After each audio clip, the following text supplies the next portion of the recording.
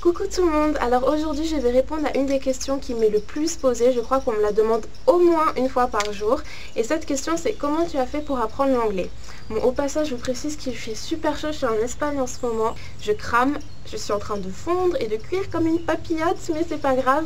Je vais essayer de faire cette vidéo rapidement pour pas que le supplice dure trop longtemps. Je vais vous expliquer mon parcours et si vous voulez je vous ferai une autre vidéo avec des conseils vraiment sur comment parler anglais, mais là je vais plutôt vous expliquer mon parcours qui forcément vous donnera aussi des conseils vu que je vous dirai comment j'ai fait pour apprendre l'anglais. Très bien, donc il faut savoir qu'au départ bizarrement j'aimais pas l'anglais, je voulais être bilingue en espagnol et l'anglais j'aimais pas, ça me... Mais dès l'âge de 11-12 ans en fait, j'ai décidé que je vivrais à l'étranger dans un pays anglophone parce que j'aime les États-Unis. Donc voilà, j'aimais les États-Unis mais j'aimais pas l'anglais. Comme beaucoup de gens, j'ai l'impression qu'il y a beaucoup de gens comme ça qui disent oui je vais aller vivre aux États-Unis mais ils parlent pas anglais. Donc moi justement je voulais pas faire partie de ces gens là qui ont un rêve mais qui font rien pour l'atteindre. Mais au lycée, après la seconde, donc j'avais 3 mois de vacances comme toutes les secondes, et je me suis dit mais qu'est-ce que je vais faire pendant 3 mois? Et donc je me suis dit ding, je vais améliorer mon anglais. Et donc ce que j'ai fait en fait, je vais vous sembler être folle, mais j'ai décidé de faire mon propre dictionnaire.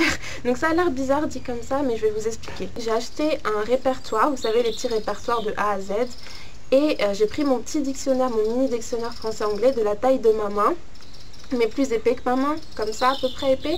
Et en fait je l'ai lu entre guillemets, c'est à dire que j'ai regardé la partie français-anglais et j'ai noté dans mon répertoire tous les mots qui me semblaient importants de connaître. Et pareil, et pareil pour les expressions. Vous devez penser genre ah mais ça devait prendre 3 plombes de faire ça. Non, en fait j'ai dû le faire en 2-3 semaines, je sais pas, en faisant de temps en temps quand j'avais le temps, genre une demi-heure par là, 10 minutes par ici. Au fur et à mesure que je trouvais d'autres mots que je trouvais important de savoir aussi, je les rajoutais, genre j'effaçais avec du Tipex les mots que je connaissais déjà très bien et je les remplaçais par de nouveaux mots.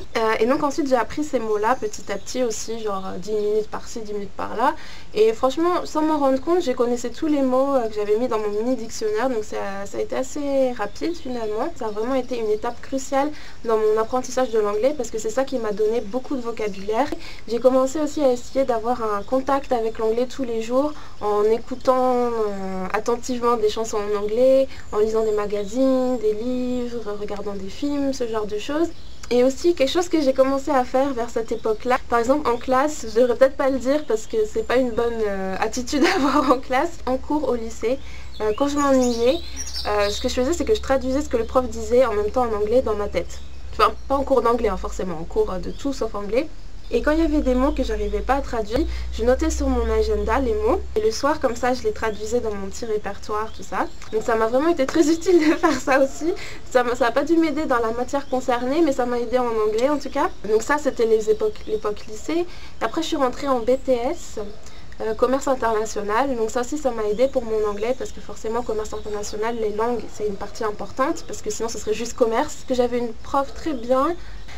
Et ça aussi c'est un bon point, c'est que j'ai toujours eu des profs d'anglais sympas. Donc ça n'a jamais été trop une tare d'aller en anglais, genre oh non, anglais, ah si, sauf une fois.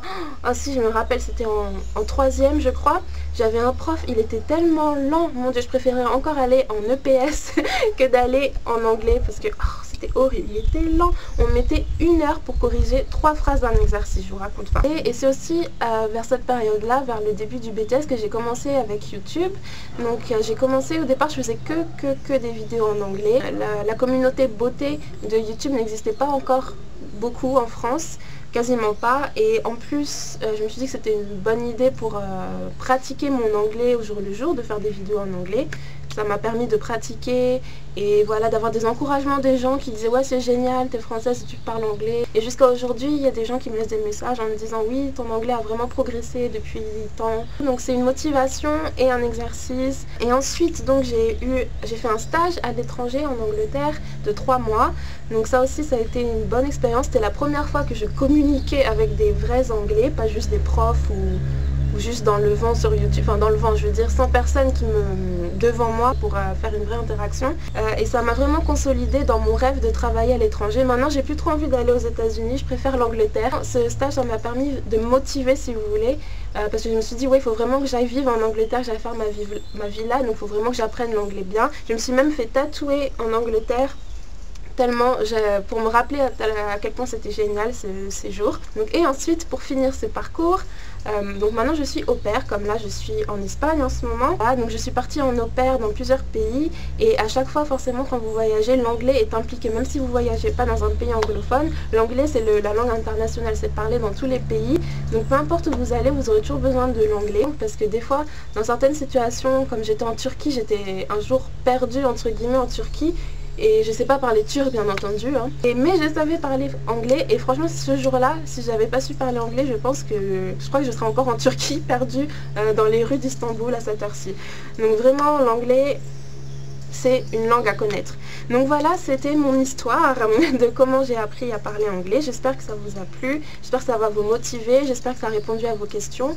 Donc comme je vous ai dit, si vous voulez, je peux vous faire une vidéo assez détaillée de conseils pour apprendre l'anglais et toute autre langue. Et donc voilà, ce sera tout pour moi.